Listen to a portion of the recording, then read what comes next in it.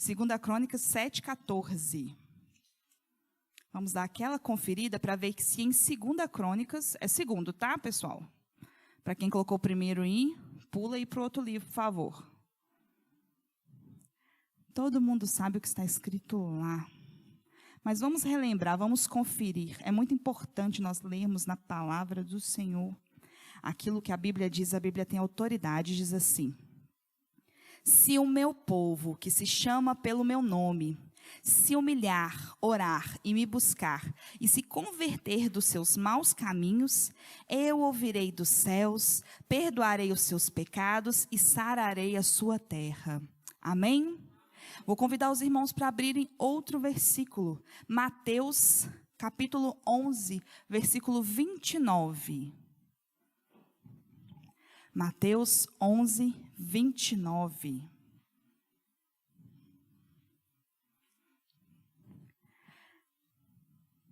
Amém? São as palavras de Jesus para nós. Olha o que Jesus está dizendo. 11, 29.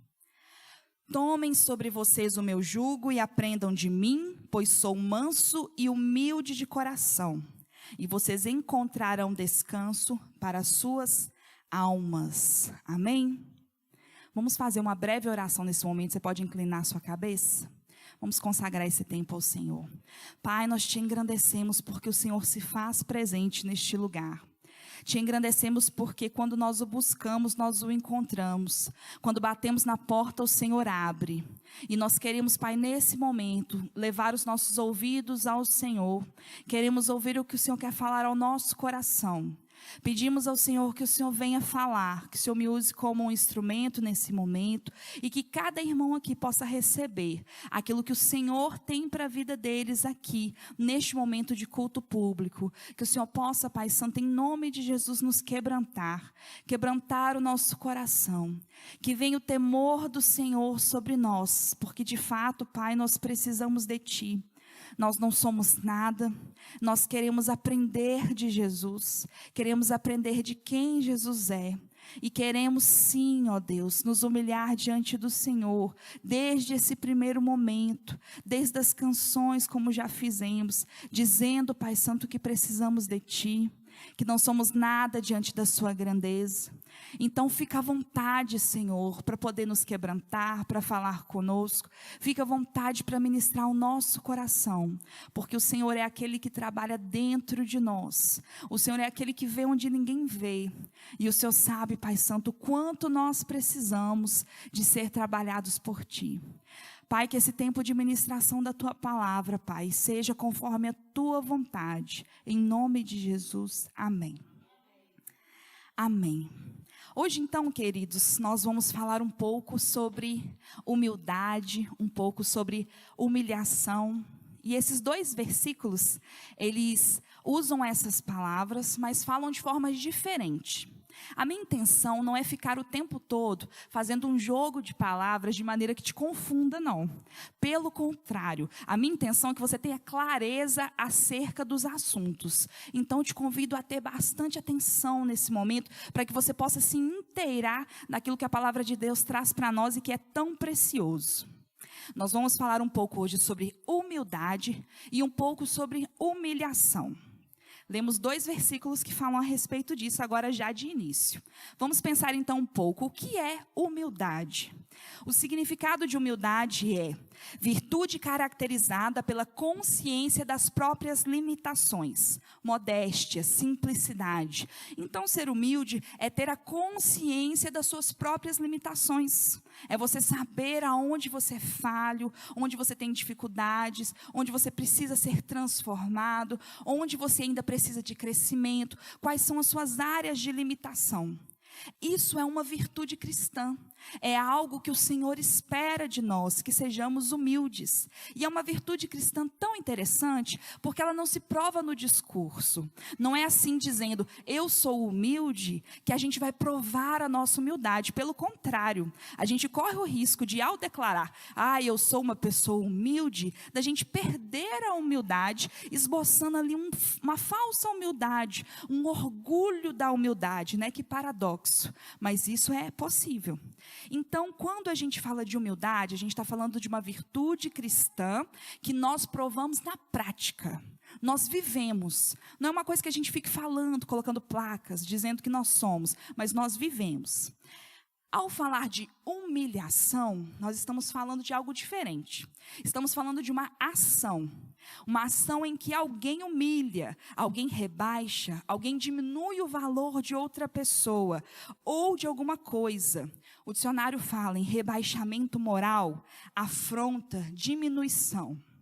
Como cristãos, nós somos chamados à humildade e somos chamados também a nos humilhar diante do Senhor, o que tem significados e conceitos diferentes. É sobre isso que nós estamos falando hoje.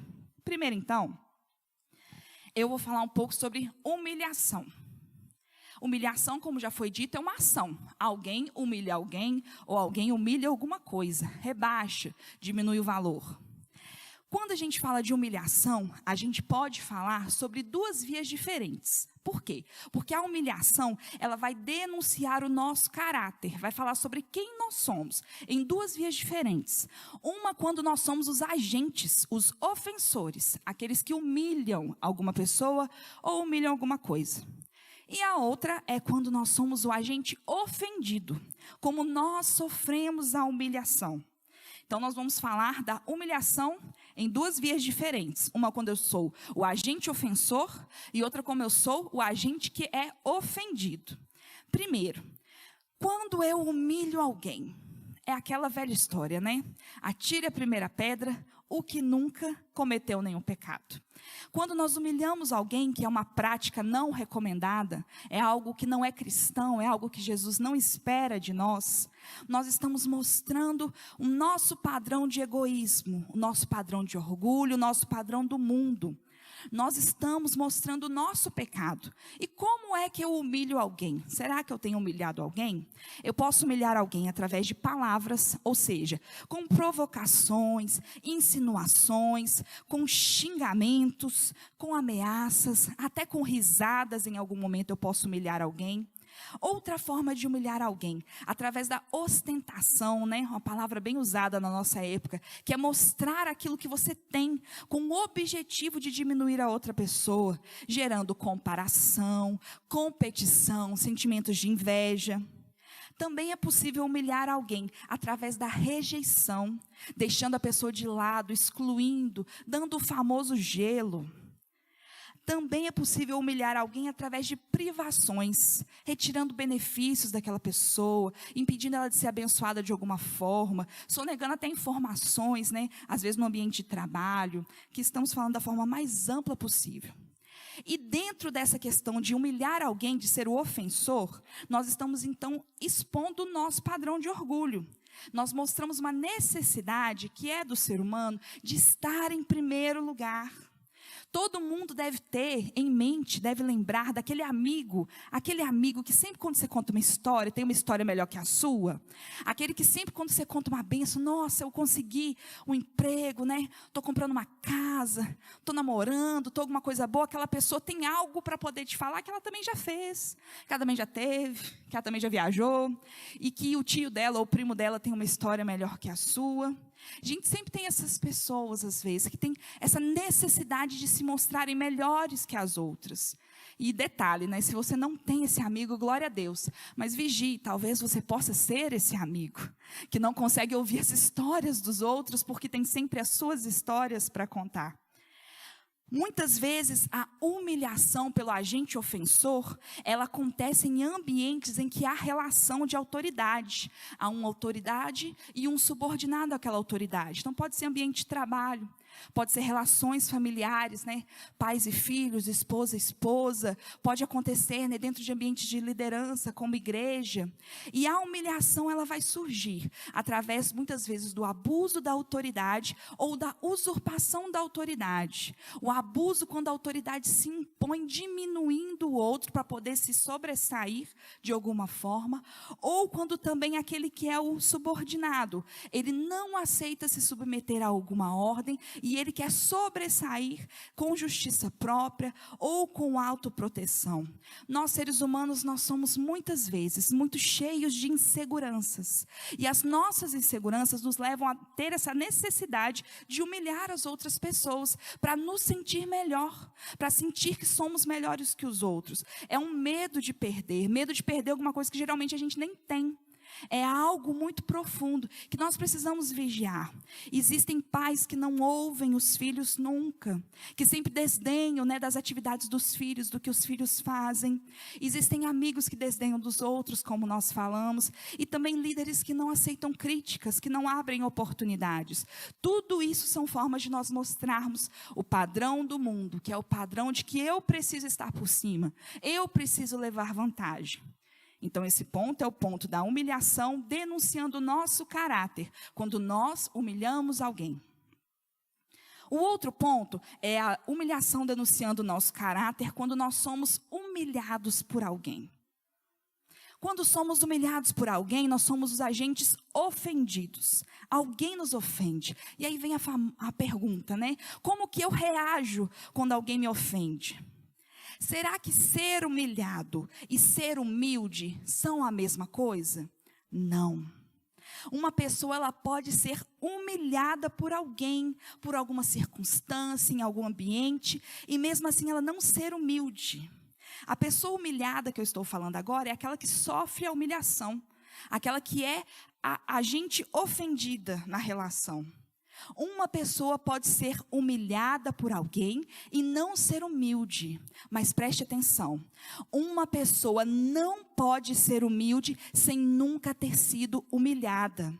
Porque a humildade não é uma virtude provada por discursos. Não é falando eu sou humilde que eu sou humilde de verdade. Mas é na situação, é na vivência. E a oportunidade perfeita para exercer a humildade é quando alguém me ofende. Um outro detalhe, ser humilhada por alguém e eu me humilhar também são coisas diferentes. Nós vamos chegar nisso. Mas agora, como eu reajo quando eu sou humilhada por alguém? Eu exerço humildade ou eu combato no mesmo nível com orgulho? É preciso aqui lançar um alerta. Cuidado com a falsa humildade. Talvez eu não fale nada quando eu sou humilhado, mas eu penso em todas as respostas. Eu planejo vinganças, eu falo mal daquela pessoa, desconstruo ela em outras pessoas falando sobre ela. Isso não é ser humilde também. Talvez você pode me dizer hoje, Franz está pedindo demais. Como é que eu vou permitir que um irmão me humilhe? Primeiro, eu vou tratar essa parte sempre falando irmão, mas pode ser qualquer pessoa. Você pode estar pensando aí num relacionamento familiar, num relacionamento de trabalho, num relacionamento de igreja, em alguém que você acha que pega no seu pé. Você pode estar pensando nisso tudo. Mas vamos pensar. Como que eu vou permitir que um irmão me humilhe? Como eu posso permitir que alguém me trate assim? Primeiro, geralmente ninguém vai me pedir licença para me humilhar. Quando eu for ver, quando eu for perceber, já aconteceu. Então, como somos seres humanos, falhos, que estamos aí, tentando ser melhores, mas tantas vezes nós frustramos os outros, decepcionamos, a ofensa vai acontecer. E quando a ofensa acontece, muitas vezes nos sentimos humilhados, e o sentimento de humilhação vem, um sentimento de vergonha, uma afronta, se sentir diminuído, às vezes publicamente, ou também na esfera mais particular, às vezes dentro de casa, do relacionamento. E as nossas emoções, elas querem revidar, elas querem responder. A gente quer se defender, e tantas vezes a nossa defesa é humilhar também a outra pessoa. Se um irmão te humilhou, ou está te humilhando, meu irmão, se alguém na sua casa, no seu ambiente de trabalho, alguém com quem você tem que viver, conviver, olhe da perspectiva de Deus hoje. Eu queria te fazer esse convite. Será que Deus está permitindo isso na sua vida para o seu tratamento? Será que Deus está permitindo um processo de dor em você para te purificar? Será que Ele está, através desse processo, tentando te fazer mais parecido com Ele? Parecido com Jesus, aquele que é manso e humilde? É claro que eu preciso fazer aquele parêntese aqui, colocar do lado de fora da conversa, a violência física ou verbal, os abusos, os relacionamentos abusivos, violência psicológica. Isso aqui está fora da nossa conversa. Mas tantas vezes no nosso dia a dia nós temos dificuldade, nos sentindo humilhados. Queridos, Deus não é mau. E Deus não vai tolerar o mal para sempre sobre os seus filhos, amém? Deus não vai te matar, te perder nesse processo de humilhação que talvez Ele esteja permitindo na sua vida. E Deus também não é cego, Ele trata cada pessoa individualmente. Ele vai tratar essa pessoa que tem te ofendido, que tem te humilhado, assim como Ele está tratando em você. Eu queria te pedir muito para fazer isso nesse momento. Olha, evite a tentação agora de pensar na outra pessoa que devia estar ouvindo essa pregação, porque há uma tentação. Quando eu estava preparando e ouvindo do Senhor essas coisas, eu me lembrei de muitas situações em que eu me senti humilhada. E eu precisei pedir perdão ao Senhor e me entregar a Ele nessas situações, para que eu não me assentasse na cadeira de juiz de ninguém, mas para que eu me submetesse ao processo do Senhor, sendo eu mesma humilhada, de maneira tal que eu pudesse alcançar um pouco mais da preciosa humildade de Jesus. E esse é o convite dele para nós. Ele está falando comigo, com você. Olhe da perspectiva de Deus. E eu ouso dizer, se Deus está permitindo que você seja humilhado neste momento na sua vida, em última análise, Deus está te humilhando. Ele está te quebrando, te quebrantando. Deus permite a humilhação na vida dos seus amados filhos, como uma forma de tratamento. Ele é o oleiro e nós o vaso de barro em suas mãos. E é interessante que o vaso de barro, ele está nas mãos do oleiro. É o próprio oleiro que pega e que quebra.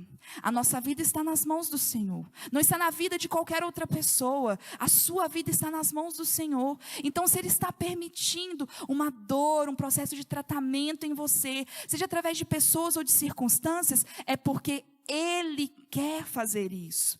Vamos abrir as nossas Bíblias em um texto, em Deuteronômio 8, para que vocês possam ler aquilo que o Senhor diz ao povo de Israel nesse momento. Deuteronômio 8.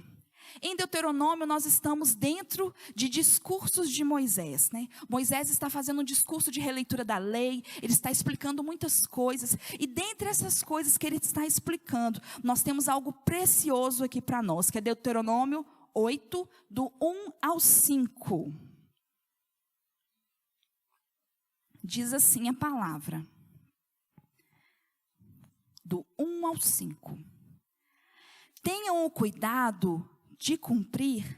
Só um detalhe, talvez, que eu possa abençoar a vida do irmão. Eu estou lendo na NAA. Amém? A Nova Almeida atualizada. Deuteronômio 8, 1. Só para quem está em casa ou talvez acompanha aqui no telão, fica mais fácil a leitura quando é a mesma versão. Mas os irmãos vão perceber que, claro, a essência é a mesma. Tenham o cuidado de cumprir todos os mandamentos que hoje lhes ordeno, para que vocês vivam, se multipliquem, entrem e tomem posse da terra que o Senhor prometeu sob juramento aos pais de vocês. Lembrem-se de todo o caminho pelo qual o Senhor, seu Deus, os guiou no deserto durante estes 40 anos, para humilhar vocês, para pôr vocês à prova, para saber o que estava no coração de vocês, se guardariam ou não os seus mandamentos. Ele humilhou vocês, ele os deixou passar fome, ele os sustentou com maná, que vocês não conheciam, e nem os pais de vocês conheciam, para que vocês compreendessem que o ser humano não viverá só de pão, mas de tudo o que procede da boca do Senhor. Durante estes 40 anos, as roupas que vocês usavam não envelheceram, e os seus pés não ficavam inchados. Portanto, saibam em seu coração que assim como o homem disciplina o seu filho, assim o Senhor, seu Deus, disciplina vocês. Amém? O Senhor aqui está contando, está mostrando ao povo através de Moisés o motivo que ele permitiu aquele deserto que não durou 4 dias, nem 40 dias, mas durou 40 anos com aquele povo. E ele fala tanto das bênçãos, porque Deus abençoou com o maná, com as roupas que cresciam, com os calçados que cresciam, com os pés que não inchavam, mas Deus permitiu na vida deles aquele processo doloroso. Para quê? Para humilhá-los. E com qual objetivo? O objetivo de Deus aqui, nós lemos no texto, que era para provar o coração daquelas pessoas e saber o que havia naqueles corações. E também para que eles compreendessem que não era só o pão, que não era só o ter que eles precisavam, mas eles precisavam daquilo que vinha da boca do Senhor. Mais importante do que os bens materiais, que as coisas boas dessa terra, é o próprio Senhor, é a palavra dele. Deuteronômio 8, então, nos mostra o Senhor humilhando o seu povo. E talvez neste momento, o Senhor esteja permitindo isso em nossa vida. Ao ser humilhado por alguém, então, eu devo olhar da perspectiva de Deus. E eu devo escolher qual caminho? O caminho da reação igual ou o caminho da humildade? Eu preciso escolher o modelo cristão. Afinal de contas, eu sou cristão. Então, eu preciso imitar a Cristo. Como que Cristo se humilhou? Como que foi que Cristo agiu diante das pessoas que o ofendiam claramente? Vamos abrir a Bíblia lá em Lucas 23. Lucas 23 vai nos falar ali de Jesus na cruz. Nós vamos ler alguns versículos que falam sobre Jesus ali na cruz. 23, nós vamos ler o 32 ao 34. Diz assim: E também eram levados outros 2, que eram malfeitores, para serem executados com Jesus. Quando chegaram ao lugar chamado Calvário, ali o crucificaram, bem como aos malfeitores, um à sua direita, outro à sua esquerda. Mas Jesus dizia: Pai, perdoa-lhes, porque não sabem o que fazem. Então, para repartir as roupas dele, lançaram sortes. O povo estava ali e observava tudo.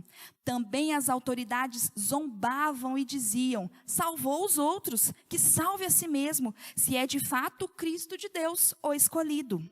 Igualmente, os soldados zombavam dele e, aproximando-se, trouxeram-lhe vinagre, dizendo: se você é o rei dos judeus, salve a si mesmo.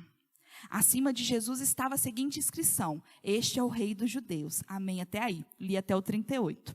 Queria destacar aqui nesse texto, irmãos, a reação de Jesus àquele momento de humilhação. Sabemos que Jesus, perfeito sem pecado, foi crucificado, levou a pena máxima de humilhação da sua época, sinônimo de maldição, que era a cruz. E ali ele foi colocado entre malfeitores. Ele foi colocado ali entre 2 que eram culpados. Ele foi humilhado a este ponto. E ali, enquanto ele foi crucificado e as pessoas escarneciam, zombavam dele, ele dizia o quê? Pai, perdoa-lhes, eles não sabem o que fazem. A postura de Jesus era de perdoar aqueles que os ofendiam.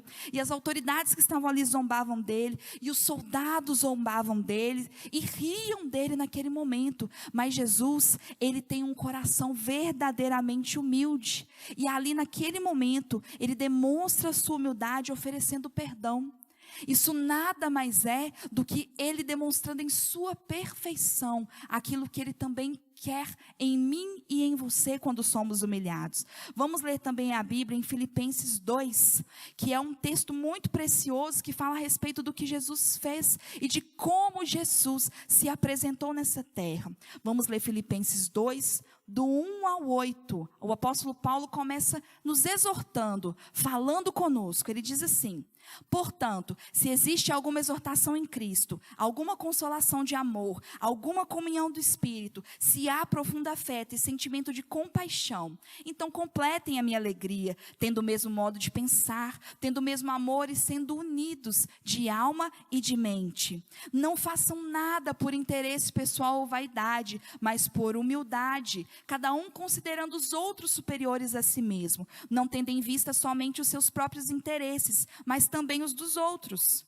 Tenham entre vocês o mesmo modo de pensar de Cristo Jesus, que mesmo existindo em forma de Deus, não considerou o ser igual a Deus algo que deveria ser retido a qualquer custo. Pelo contrário, ele se esvaziou, assumindo a forma de servo, tornando-se semelhante aos seres humanos, e reconhecido em figura humana, ele se humilhou, tornando-se obediente até a morte, e morte de cruz. Nós vemos, irmãos, Paulo aí nos contando como Deus fez, como Jesus fez, como que era o sentimento, o modo de pensar de Jesus. Jesus, ele não ficou ali agarrado a ser Deus, mas ele, por escolha própria, ele se humilhou, ele se rebaixou e tornou um ser humano como eu e você. E ele se humilhou naquela morte de cruz. Então, quando somos humilhados, nós devemos escolher a perspectiva de Deus, escolher o modelo cristão, que é ter humildade e é perdoar verdadeiramente as pessoas. Nós então falamos sobre humilhação quando nós somos os ofensores, humilhação como somos ofendidos, e sobre exercitar a humildade quando nós somos ofendidos. E o que é que a humildade faz? Aqui eu vou citar vários versículos, vai ser de forma mais rápida para ganharmos tempo. A humildade, irmãos, é algo poderoso em nossa vida. Tiago 4,6 vai dizer que Deus resiste aos soberbos, mas dá maior graça aos humildes. O resistir aos soberbos é uma figura de alguém que segura a outra, que impede a passagem, que não deixa que aquela pessoa ande. Isso é o resistir, mas ele dá graça, maior graça aos humildes. Então nós vemos que a humildade, ela abre as estradas para que a mão de Deus possa andar ao nosso favor, para que ela possa nos socorrer no momento de necessidade. Em Provérbios 15:33 está escrito que adiante da honra vai a humildade. Então a humildade, ela vai pavimentar, ela vai construir um caminho de honra. Quantos de nós não desejamos ser honrados? O caminho da honra passa pela humildade. E a humildade também, meus queridos, nesse sentido, ela vai nos levar a lugares altos. Esse texto é muito maravilhoso, depois você pode ler com calma na sua casa. Em Lucas 14, do versículo 7 ao 11, Jesus conta uma parábola. Ele conta uma parábola porque ele estava ali para poder jantar na casa de um fariseu importante, e ele observou onde as pessoas se assentavam e a forma delas agirem ali. E aí ele percebeu que as pessoas escolhiam sempre os melhores lugares, os lugares de honra. E ele conta essa parábola dizendo que houve um casamento, e que quando há um casamento, o que a gente precisa fazer? Ele diz que quando alguém nos convidar para um casamento, para um banquete, nós não devemos ocupar os lugares de honra, porque pode ser que tenha algum convidado que seja mais honrado do que nós. E aí o que vai acontecer? O dono da festa vai ter que chegar, nos tirar daquele lugar, pedir licença educadamente e colocar o outro convidado de honra ali. Ele diz que o que devemos fazer é escolher o lugar menos importante, para que sim, diante das pessoas, o dono da casa, se assim achar que deve, venha e nos chame para assentar no lugar de honra, no lugar importante. E assim nós vamos ser o quê? Honrados publicamente. Quantas vezes, no ambiente de trabalho, na empresa, na família, ou mesmo, dentro da igreja, no reino de Deus, nós queremos escolher os lugares que nós julgamos sendo os lugares de honra, os lugares importantes, mas não somos nós que escolhemos os nossos lugares no reino de Deus. É o dono da festa, é o dono do banquete que escolhe onde nós vamos nos assentar. Nós devemos escolher os lugares de humildade e ele vai nos levar até onde ele quiser, desde que nós façamos isso.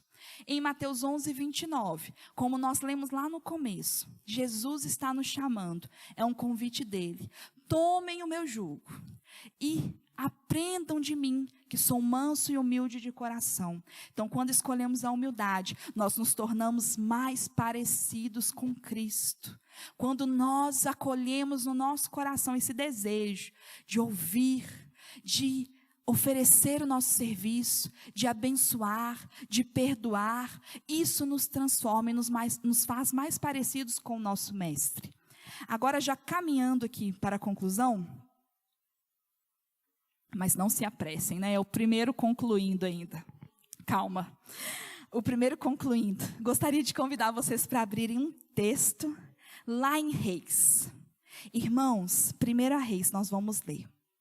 Quando nós lemos 2 Crônicas 7:14, nós vemos ali que ao se humilhar, vamos falar um pouco sobre isso agora, finalizando, o se humilhar, eu mesmo me humilhar. É diferente de alguém, alguma circunstância, Deus permitir que eu seja humilhado. É eu mesmo me humilhar, é uma ação que eu imponho sobre mim. E lá em 1 Pedro 5:6 está escrito: humilhai-vos debaixo da potente mão de Deus, para que a seu tempo Ele vos exalte. Então aí é um chamado para nós nos humilharmos. E nós vemos em 1 Crônicas que esta é uma chave para que nós venhamos chamar a atenção de Deus para nós. E em 1 Reis 21, nós vemos o agir de Deus diante de um homem que se humilhou. 1 Reis 21. Este homem que se humilhou nesse texto é o rei Acabe. Talvez, eu creio, muitos irmãos aqui conhecem a história do rei Acabe, De frente para trás, de trás para frente, ele é bem famoso. É o rei Acabe que era marido de Jezabel, que teve aqueles grandes embates com o profeta Elias, que foi chamado a atenção ali tantas vezes, mas que era um rei muito mau. A Bíblia fala que ele era um rei muito mau. E ele sendo tão mau, aqui no capítulo 21, ele faz uma coisa terrível junto com sua esposa, que é matar um homem chamado Nabote por causa de uma vinha, de uma plantação de uvas. Acabe queria tanto aquele lugar que ele ficou até doente, sofrendo porque aquele homem não quis vender para ele aquela propriedade. Então a sua esposa Jezabel toma a frente. Eles inventam uma situação, incriminam aquele homem para que ele venha a ser chamado a atenção ali pelo povo, e de tal forma aquele homem foi julgado, Nabote, que ele foi assassinado, ele foi morto. E assim, Acabe e Jezabel tomaram conta daquela vinha. E após isso tudo acontecer, entra em cena o profeta Elias, trazendo uma palavra do Senhor para essa família. Vamos ler então, 1 Reis 21, 20 a 29. Acabe perguntou a Elias: então, meu amigo, você já me achou? Amigo não, perdão. Então, meu inimigo, você já me achou? Elias respondeu: achei sim, porque você já se vendeu para fazer o que é mal aos olhos do Senhor. Eis que trarei o mal sobre você, arrancarei a sua posteridade e exterminarei de Acabe todos do sexo masculino, quer escravo, quer livre em Israel. Farei com a sua casa o mesmo que fiz com a casa de Jeroboão, filho de Nebate, e com a casa de Baasa, filho de Aías, por causa da provocação com que você me irritou e levou Israel a pecar. Também de Jezabel o Senhor falou: os cães devorarão Jezabel dentro das muralhas de Jezreel. E se alguém da casa de Acabe morrer na cidade, os cães o comerão. E se alguém morrer no campo, as aves do céu o comerão. Nunca houve ninguém igual a Acabe, que se vendeu para fazer o que era mal aos olhos do Senhor, porque Jezabel, sua esposa, o instigava. Ele fez grandes abominações, segundo os ídolos, conforme tudo o que fizeram os amorreus, que o Senhor expulsou de diante dos filhos de Israel. Quando Acabe ouviu essas palavras, rasgou as suas roupas, cobriu-se de pano de saco e jejuou. Dormia vestido de pano de saco e andava cabisbaixo. Então a palavra do Senhor veio a Elias, o tesbita, dizendo: você viu como Acabe se humilhou diante de mim? Portanto, visto que ele se humilha diante de mim, não trarei este mal aos seus dias, mas nos dias do seu filho o trarei sobre a sua casa. Irmãos, esse texto é muito precioso, porque vemos aqui uma sentença sobre um homem que era muito mau. E é tão sério porque é o Senhor falando que não existia ninguém ali que tinha sido tão mal quanto ele, e chamando a atenção para o fato de que era ele e sua esposa. Aquela família era perversa e Deus queria acabar, exterminar com aquela dinastia, acabar totalmente com eles. E foi tão forte aquilo que veio ao coração de Acabe, que ele fez algo. Ele fez algo mediante a palavra do profeta. No versículo 27 nós lemos: quando Acabe ouviu essas palavras, ele rasgou as suas roupas, cobriu-se de pano de saco e jejuou. Dormia vestido de pano de saco e andava cabisbaixo. Então o Senhor percebeu algo diferente nele. O Senhor percebeu que ele estava se humilhando diante do Senhor. Eu acho muito bonito porque o Senhor, ele vai a Elias e fala com Elias. Talvez para Elias mesmo, Acabe já era, já tinha acabado completamente ele, depois de uma profecia como essa então. Mas o Senhor, ele vê o coração. Ele percebe. E como que foi que Elias se humilhou? Nós vemos nesse versículo 27. Primeiro ele rasgou as suas vestes. O rasgar as vestes era uma atitude visível ali na sua época, que mostrava a sua decisão, mostrava o seu desespero. Era algo que era prática naquela época. Quando havia uma tragédia, quando havia uma má notícia, o rasgar as vestes mostrava o quê? Uma atitude visível de decisão. Segunda coisa que ele fez foi se vestir de pano de saco. O pano de saco era um pano áspero, um pano ruim de se vestir. Isso quer dizer que ele tirou o conforto dele. Todos nós procuramos, nos vestir de maneira mais confortável possível. Imagina o rei. quais eram as vestimentas que ele usava sempre. E ele escolheu vestir as vestimentas mais simples, tirando todo o conforto, toda a ostentação, tudo aquilo que era carnal. E ele também fez o quê? Ele jejuou. O que é o jejuar? É o se abster de alimentos, se abster também de conforto, porque o alimento ele é o conforto da nossa carne. E ele ali escolheu não ouvir a sua carne, retirar esse conforto, se consagrar a Deus. O outro ponto é, dormia sobre panos de saco. O que isso quer dizer? Dormir sobre panos de saco. Acabe, ele perseverava ali no seu propósito, era dia e noite. Talvez ele poderia só se vestir de pano de saco de dia e no seu secreto e no seu escondido, ele ser a mesma pessoa, fazer as mesmas coisas que fazia antes. Mas ele perseverava dia e noite naquele propósito, ele estava sempre se humilhando diante de Deus. E isso é algo bonito para nós, porque nós vemos ao culto, nós oramos, nós cantamos, nós clamamos, e devemos levar esse sentimento para a nossa casa, para o nosso dia a dia, para o nosso dia e noite.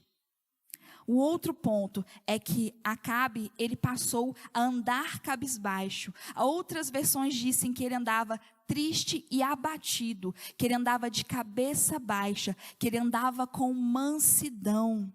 Então houve uma mudança na vida de Acabe, depois daquele momento em que ele decidiu se humilhar diante do Senhor. Uma mudança de vida que foi perceptível. Não é apenas fazer cara, de coitado, de que eu estou me consagrando, mas sim houve uma mudança que foi perceptível de tal forma que o próprio Deus percebeu e falou com Elias a esse respeito. Nós poderíamos pensar, nós que conhecemos a história de Acabe, que ele não teria mais nenhuma chance diante de Deus. Mas Deus, mediante a humilhação dele, teve misericórdia dele. E escolheu não trazer aquele juízo mau na época dele, mas sim depois, na época do seu filho. Irmãos, eu não sei como anda a vida de vocês, eu sei da minha. E eu sei de mim que eu preciso me humilhar diante do Senhor. Que eu preciso escolher um lugar em que eu realmente perceba a grandeza de Deus e o quanto eu sou pequeno. Talvez os nossos pecados não pareçam tão grandes, iguais os de Acabe, de matar alguém, de roubar alguém. Mas as nossas falhas precisam ser levadas em arrependimento diante de Deus. E nós devemos escolher nos humilhar. Por quê? Porque o nosso Deus, ele não resiste ao coração quebrantado. Ele mora com aquele que tem o coração quebrantado e contrito. Então, se o Senhor, se Ele está te quebrando, se Ele está te chamando para esse lugar de humilhação, não resista. Se Deus está usando circunstâncias difíceis, lutas, se Deus está usando talvez pessoas, não resista. Ame as pessoas, escolha perdoar esses instrumentos de quebrantamento, perdoe de forma livre, ofereça perdão livremente, se necessário for, e tantas vezes se humilhe e peça perdão, se humilhe diante do Senhor. Queria te convidar nesse momento, para poder ficar de pé a princípio, para nós orarmos. Queria convidar o Ministério de Louvor para vir. Nós já estamos no final da mensagem, foi até bem rapidinho, entre aspas. Mas no meu coração, eu sinto do Senhor a direção para que nós venhamos aproveitar esse tempo que temos para falar com Ele, para orar a Ele e para nos humilhar diante dEle. Eu preciso chamar a atenção também para algo dentro da vida de Acabe. Acabe teve o fim conforme a profecia. Infelizmente, Acabe não perseverou até o fim dos seus dias na humilhação. Mas eu te convido a se humilhar hoje, a iniciar esse processo de se derramar mais diante do Senhor, de se entregar mais, de pedir mais perdão, de se colocar realmente nessa posição de menor, não simplesmente diante das pessoas, mas diante de Deus. Se rebaixar diante dele para que de fato ele cresça. Deus, ele ouve as nossas orações. Ele ouve aquilo que nós pensamos. Ele conhece o nosso íntimo, o nosso secreto. Ele sabe o que temos em nós lá no fundo da nossa alma. Nós não precisamos ter medo de esconder e nem tentar esconder nada dele, pois ele conhece o nosso interior. As bênçãos vêm quando nós nos humilhamos. Nós sabemos que se o povo do Senhor se humilhar diante dele, ele vai trazer bênção. Ele vai trazer bênção para a minha casa, para a sua casa, para o nosso ambiente de trabalho, para a nossa igreja. Ele vai trazer bênção para a nossa cidade, a partir da nossa humilhação. Mas nós não queremos apenas as bênçãos dele, porque as bênçãos dessa terra vão passar. As bênçãos passam, mas nós queremos algo eterno do Senhor. Você teve a oportunidade hoje de ouvir, de refletir. E eu queria te chamar nesse momento a meditar em oração. Enquanto os instrumentistas tocam, comece a falar com o Senhor sobre a sua vida, sobre você, sobre aquilo que você tem vivido. Se alguém tem te humilhado, se você tem sofrido humilhação, apresente isso diante do Senhor. Se você tem sentido do Senhor a mão dele sobre você nisso tudo, reconheça. Se você precisa perdoar alguém que tem te ferido, tem te ofendido, fale isso com o Senhor também. Os instrumentos vão continuar tocando e eu vou parar de falar um pouco, para que você possa fechar os seus olhos e você falar com o Senhor.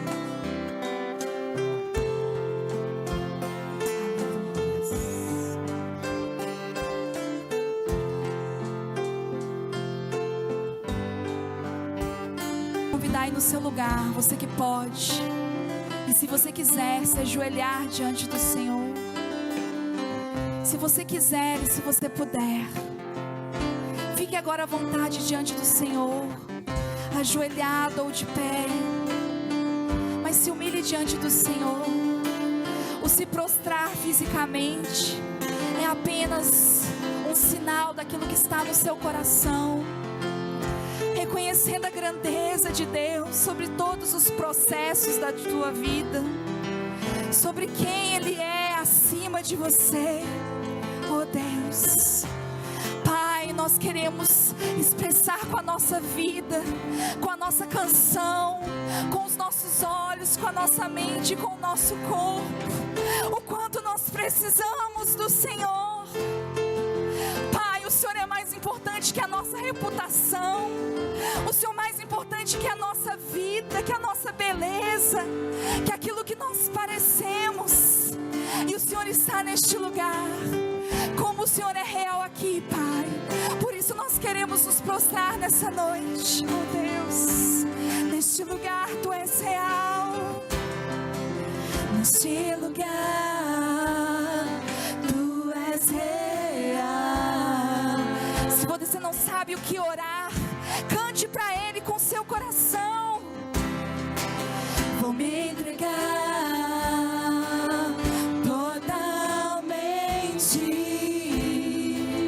totalmente diante do Senhor. Nos toca, Senhor.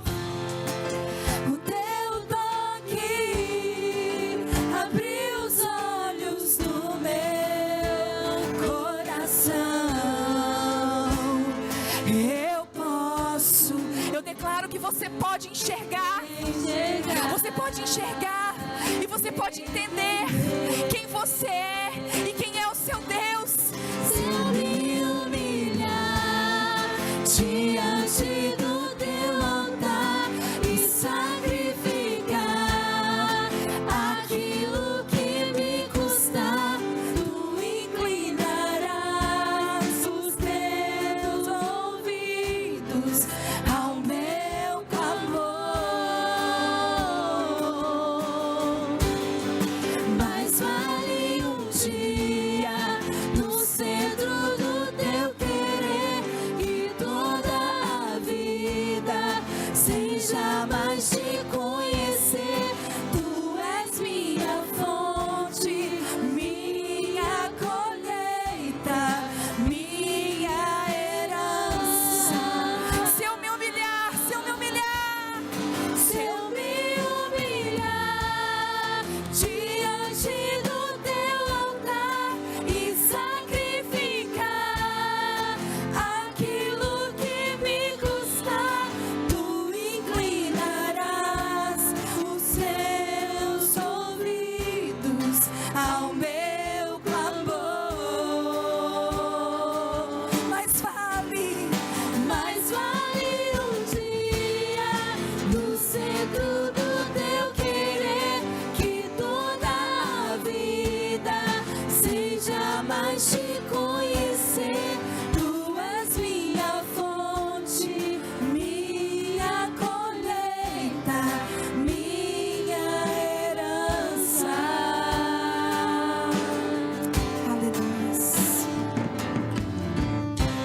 Que você possa nesse momento orar ao Senhor mais uma vez.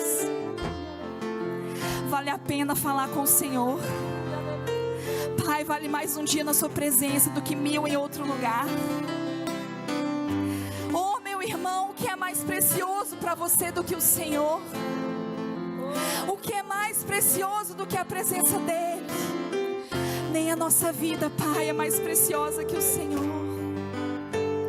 Nada é mais precioso que o Senhor. Nós queremos nos humilhar. Queremos confessar os nossos pecados, as nossas falhas. Queremos dizer que precisamos de Ti. Pai, o Senhor é melhor. O Senhor é melhor que as nossas vestes. O Senhor é melhor que os nossos sapatos. O Senhor é melhor que os nossos instrumentos.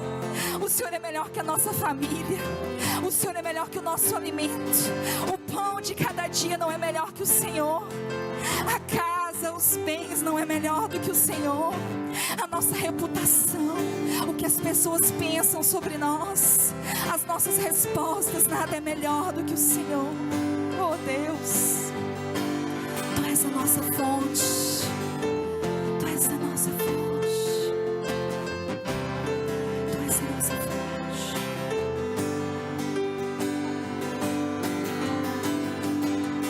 A minha fonte é o teu amor, minha colheita é o teu amor, minha herança é o teu amor.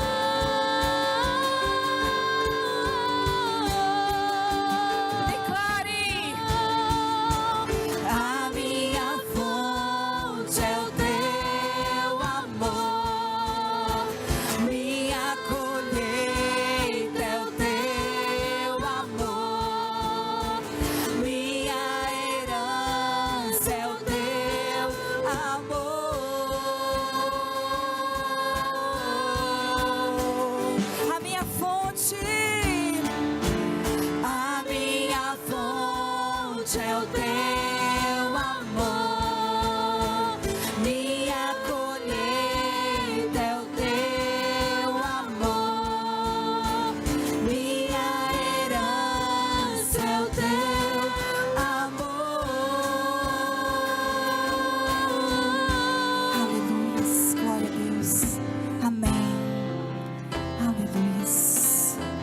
Que você possa aproveitar nessa noite essa oportunidade de estar diante do Senhor e entregar o seu coração a Ele. Amém.